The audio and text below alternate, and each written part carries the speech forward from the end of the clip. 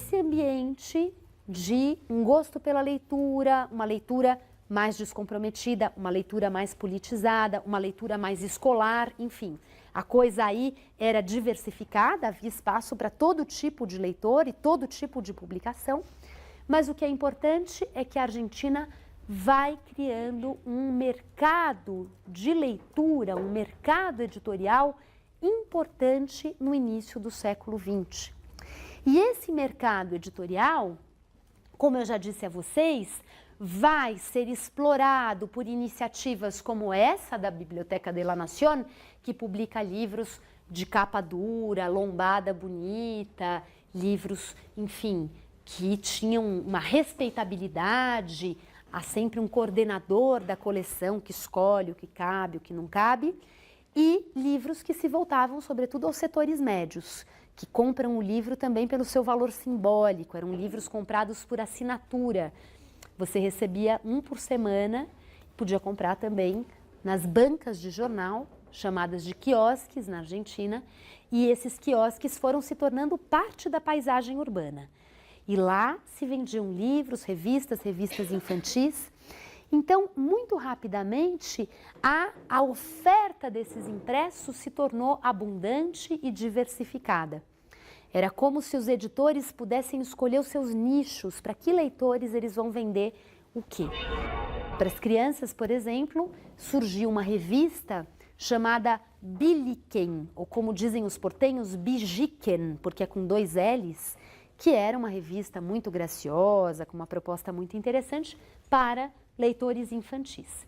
Havia revistas para mulheres, falando do que era ser uma mulher moderna, do que eram os novos artefatos para facilitar o serviço doméstico, o que era essa mulher agora que não precisava mais passar o seu dia inteiro se acabando para esfregar uma roupa, enfim, que artifícios a modernidade oferecia para esses novos hábitos. Ou seja, a Beatriz Sarlo tem um livro bacana sobre isso também, chamado Buenos Aires, uma modernidade periférica, e outro especificamente sobre a questão das leitoras femininas em Buenos Aires nesse período, mostrando também como a educação criou leitores e esses leitores criaram um mercado que fomentou a indústria dos jornais, das revistas, dos livros.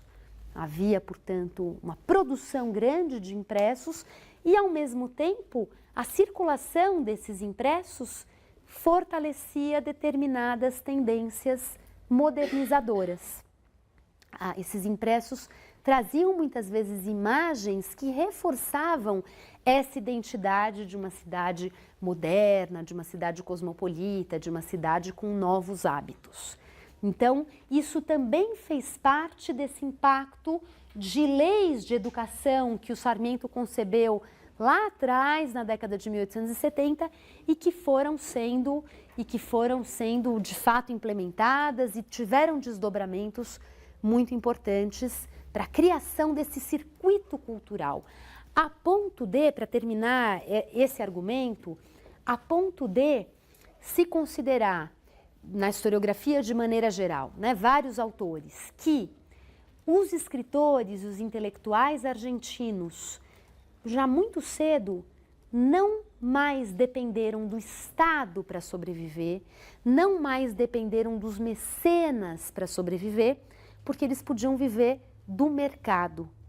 E isso teria dado aos intelectuais e aos escritores argentinos uma autonomia maior do que no caso do Brasil, por exemplo, onde o mercado de leitores era sempre muito rarefeito e os intelectuais dependiam, portanto, de apoio de mecenas privados ou de políticas públicas para conseguir se manter, porque ninguém vive de ar, então, ou tinham um emprego público e escreviam nas horas vagas.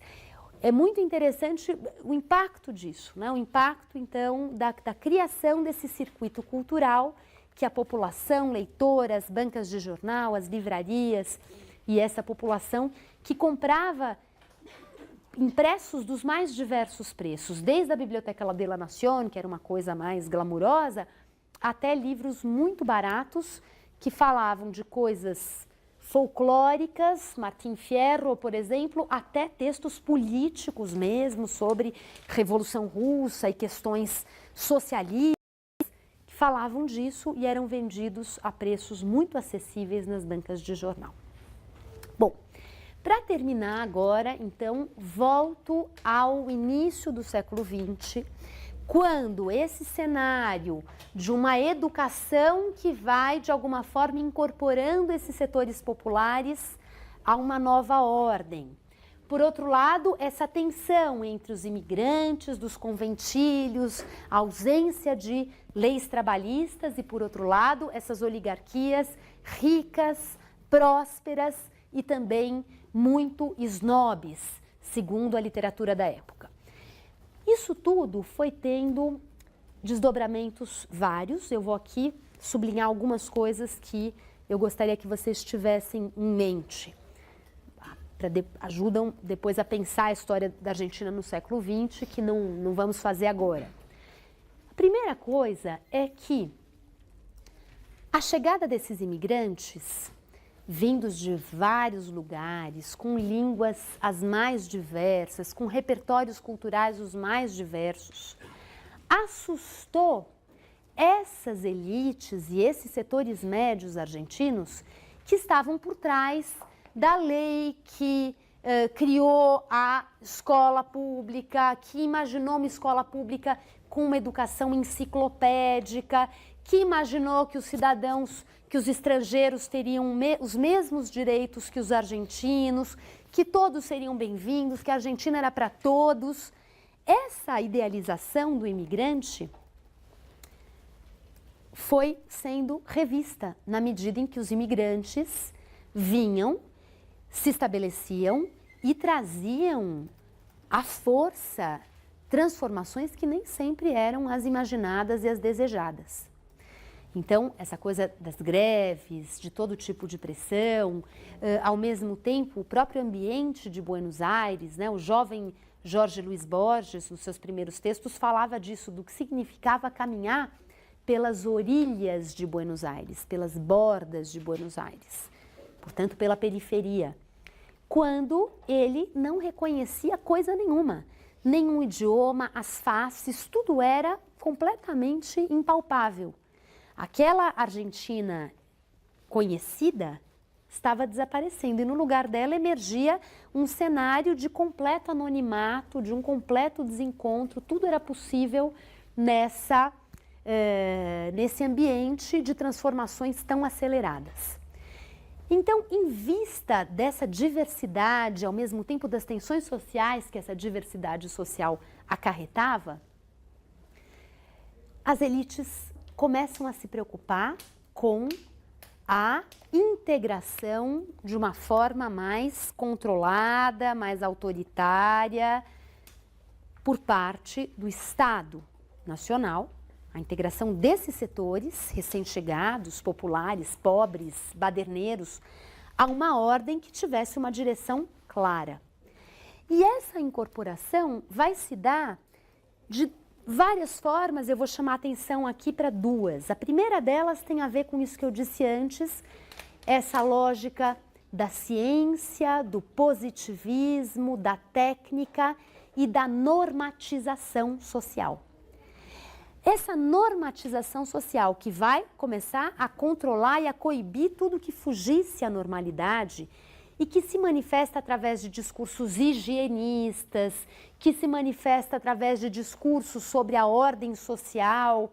Se vocês se lembrarem daquela aula que eu dei a respeito das leituras sobre os caudilhos, sobre os federalistas, nesse momento tem gente revendo e dizendo, olha, até que aqueles caudilhos tinham alguma razão, porque eles conseguiam controlar o povo e nós não estamos conseguindo.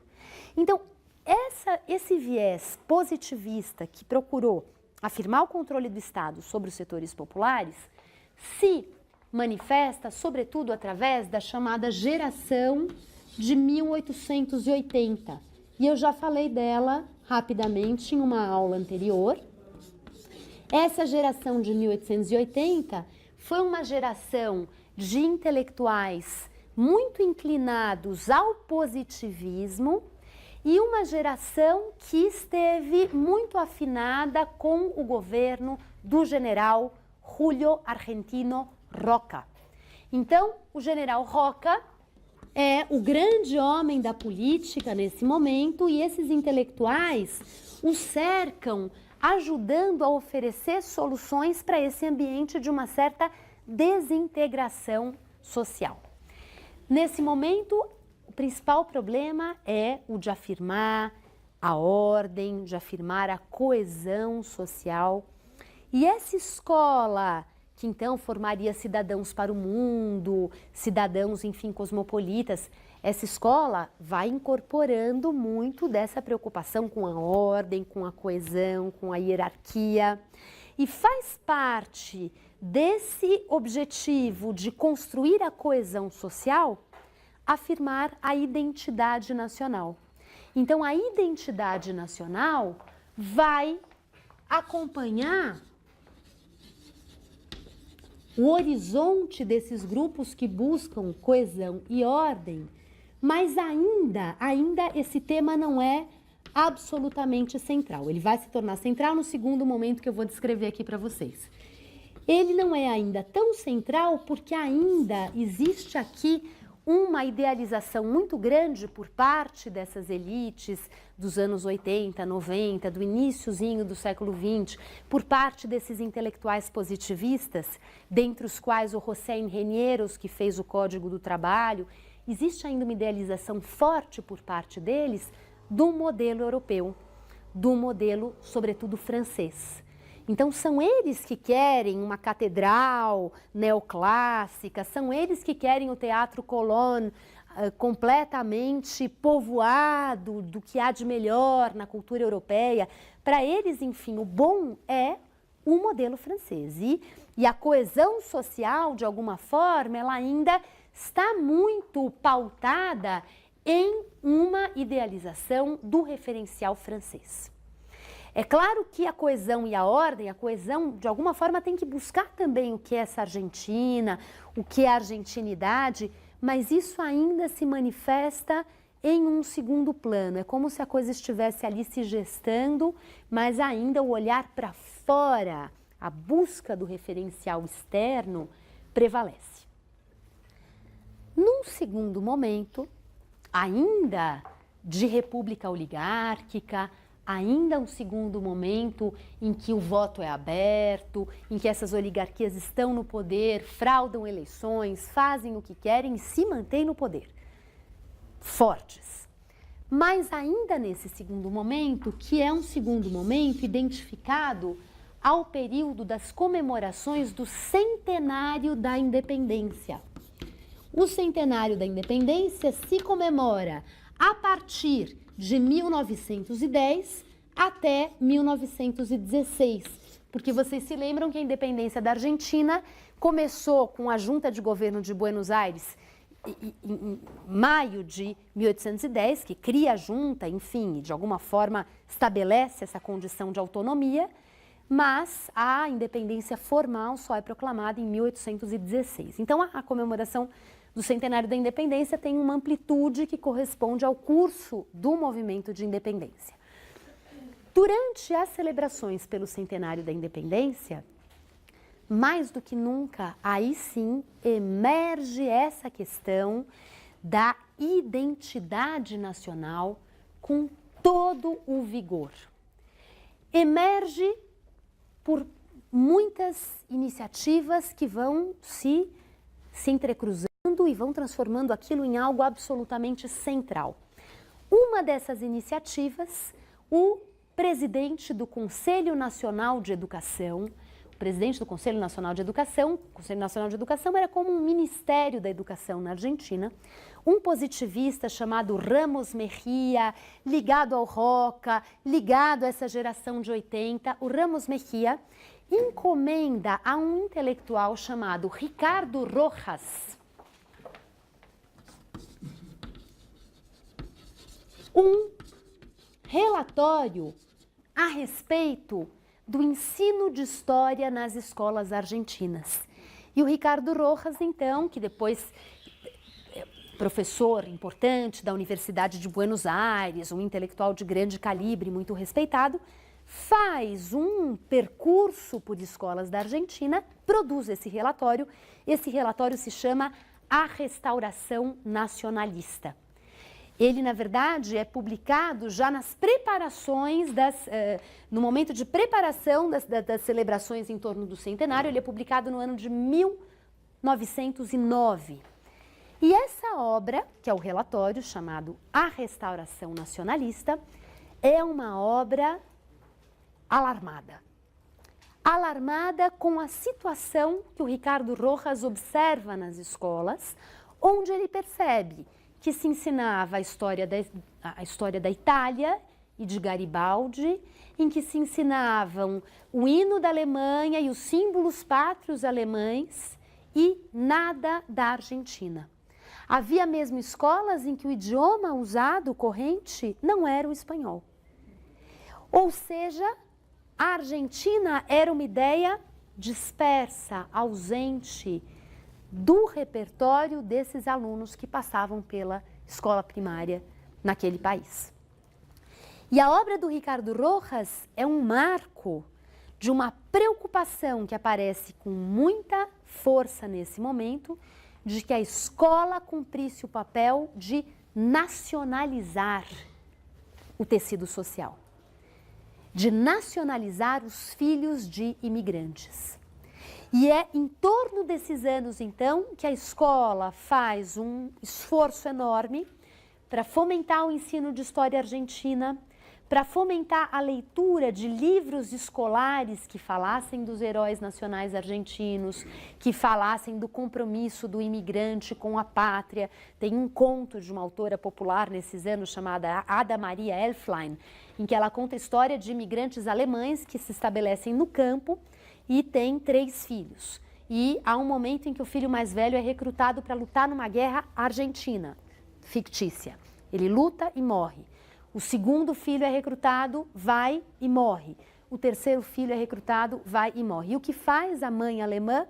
Agradece ainda assim à pátria argentina que os recebeu de braços abertos e acolheu esses imigrantes. E, enfim, o sangue derramado merecia, fazia jus à grandiosidade desse projeto incorporador de uma Argentina forte que nascia naquele momento. Então, enfim, a educação argentina assume uma nova perspectiva, que é a de fortalecer o ideário nacional. E essa preocupação com o nacional vai se manifestar de várias formas nesse momento. Se faz uma grande pesquisa sobre folclore popular. Essa pesquisa vai render entrevistas feitas com a população em todas as províncias do país. Enfim, são muitas as iniciativas e que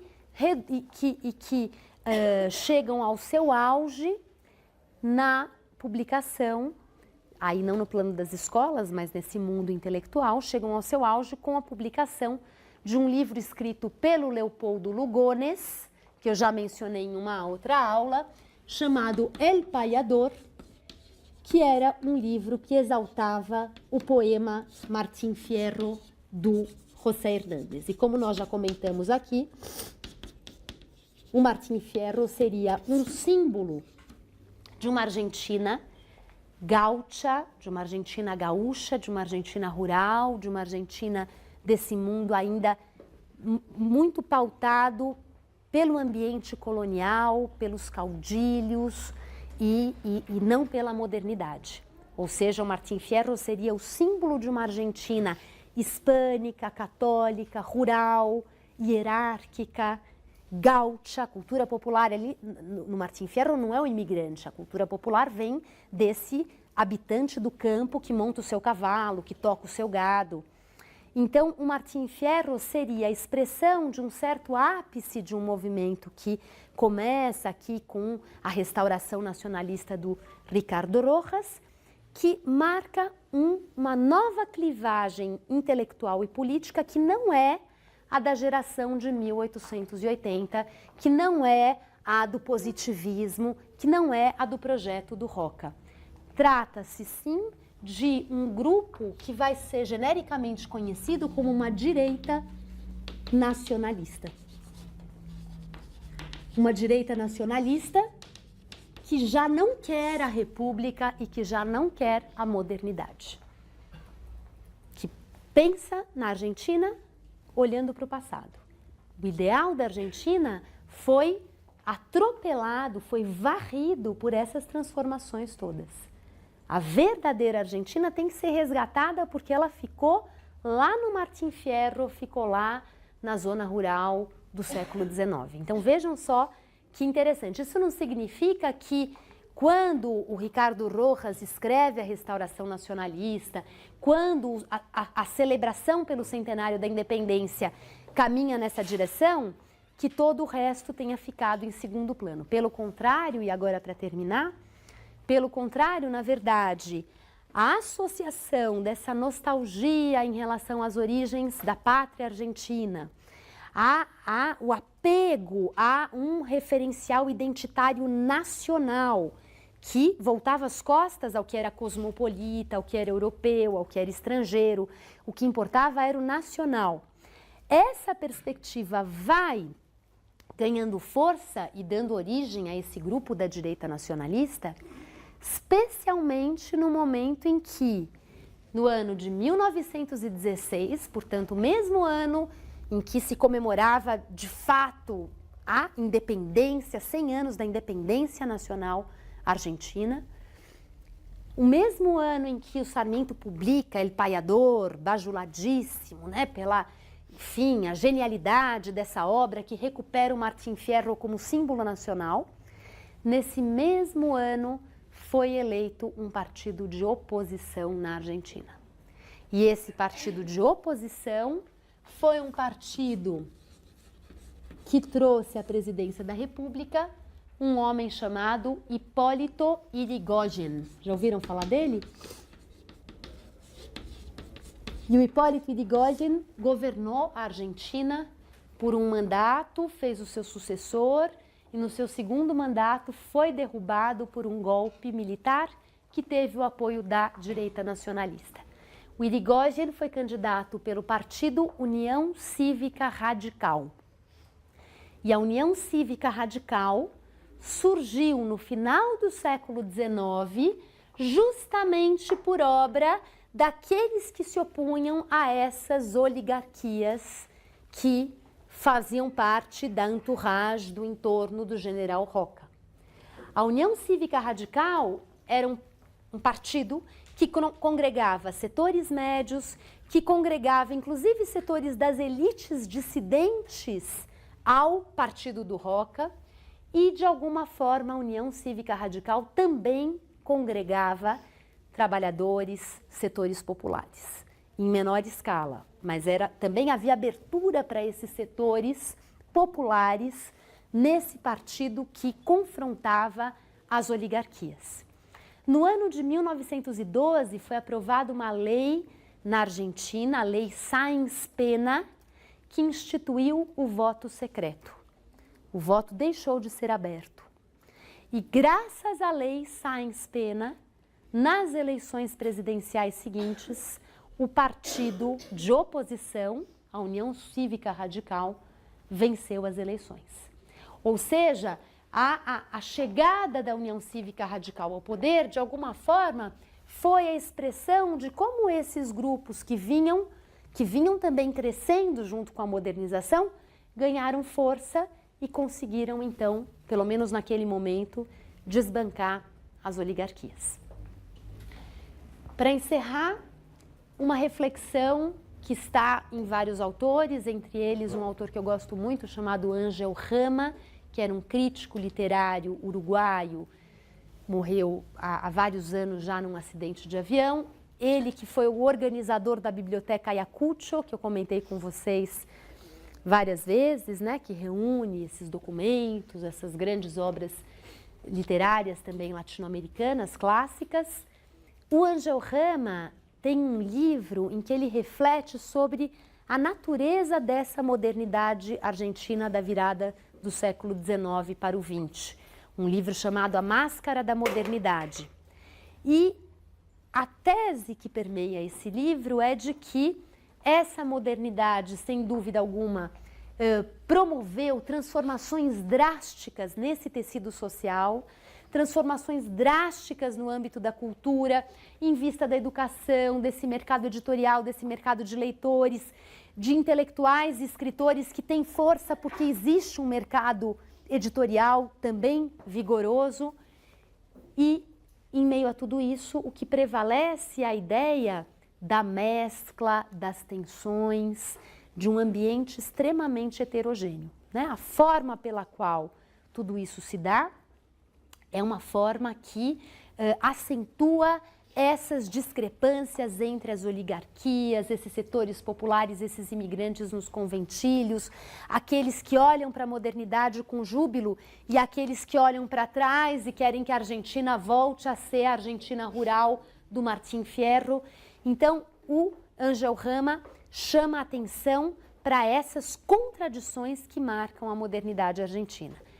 A pergunta que eu deixo aqui com vocês, em aberto, para a gente discutir ao longo dos tempos, é a de se essa característica das contradições, das tensões, é exclusiva, no caso aqui da Argentina e de uma forma mais geral da América Latina, do que foi essa modernização, essa urbanização latino-americana na virada do século XIX para o XX, ou se ela, de alguma forma, se aplica, se ela de alguma forma se coloca para os processos de modernização de maneira geral, tá? Porque ele está falando disso, na verdade, como uma crítica de uma modernidade coalhada, marcada por profundas contradições.